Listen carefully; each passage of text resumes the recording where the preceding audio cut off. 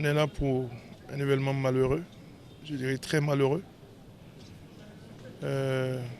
J'ai même du mal à dire que nous sommes là pour la prière mortuaire, la prière musulmane mortuaire de François-Xavier Noumon. Parce que c'est un choc et on est encore sous le choc. Et c'est vraiment un moment très difficile. C'est compliqué de se rendre compte qu'on ne le verra plus. Je ne le vois jamais fatigué. Tant que le travail l'appelle, il est présent. Malheureusement, il me montre qu'il était une étoile filante. J'ai envie de dire paix à son âme. Mais je suis révolté, je ne suis pas triste. À l'endroit de sa famille, j'ai envie de dire du courage, mais je ne sais pas si cela suffit.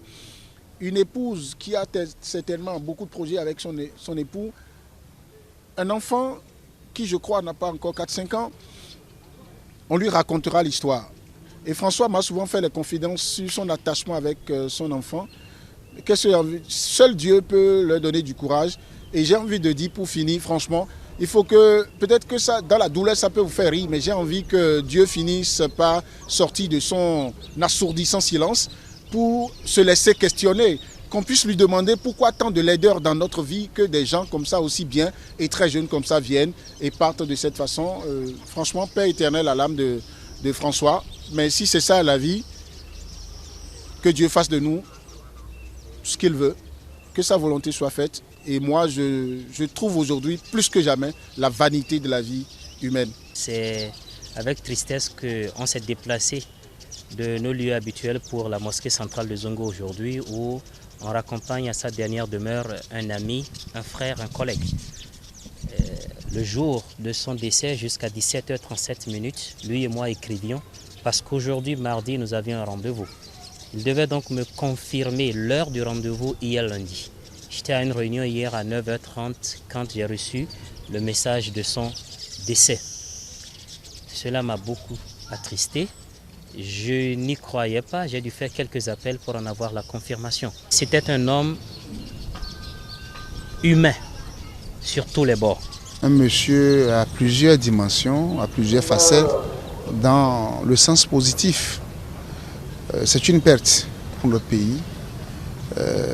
On ne peut que souhaiter condoléances à sa famille approchée et prier Allah le Tout-Puissant Miséricordieux de l'accueillir dans ses bras.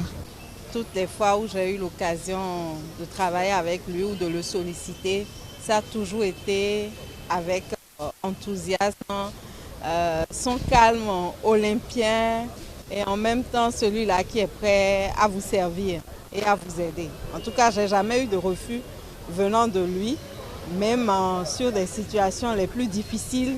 Il te dit, Dada, je vais voir. Et après, on a la solution.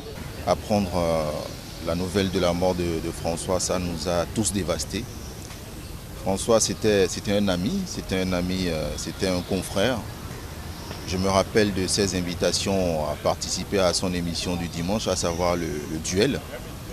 Une émission à laquelle je participais régulièrement, surtout dans les années 2020-2021, surtout.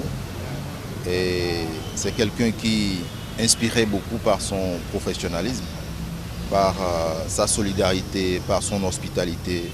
Sa politesse, si on peut le dire ainsi. Il faut avouer que Xavier, sinon François-Xavier Noumon, désormais feu, je ne l'ai pas côtoyé en tant que tel. J'ai eu la chance de l'avoir sur certains plateaux que j'ai animés à la radio nationale, notamment sur mon émission Tribune Hebdo. Et il m'a assuré que chaque fois qu'il serait dispo et que je l'inviterais, il passerait. Malheureusement, il n'est passé que 2 ou 3 fois.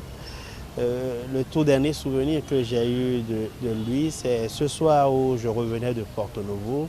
J'attendais au carrefour, sinon à l'entrée du pont de Porto Novo. J'ai entendu Monsieur Loco, une voiture s'est garée, je me suis approché, c'était lui qui a proposé de me ramener sur Cotonou. Ça m'a fait très plaisir, donc on a pu faire ce petit chemin-là ensemble.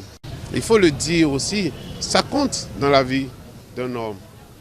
Comment vous abordez les gens, comment vous leur parlez, comment vous les comprenez. Et donc Xavier, il a tout ça en un.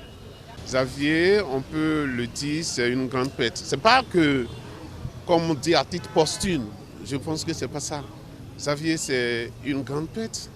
Xavier, c'est un garçon qui croit en votre profession, il croit en sa profession.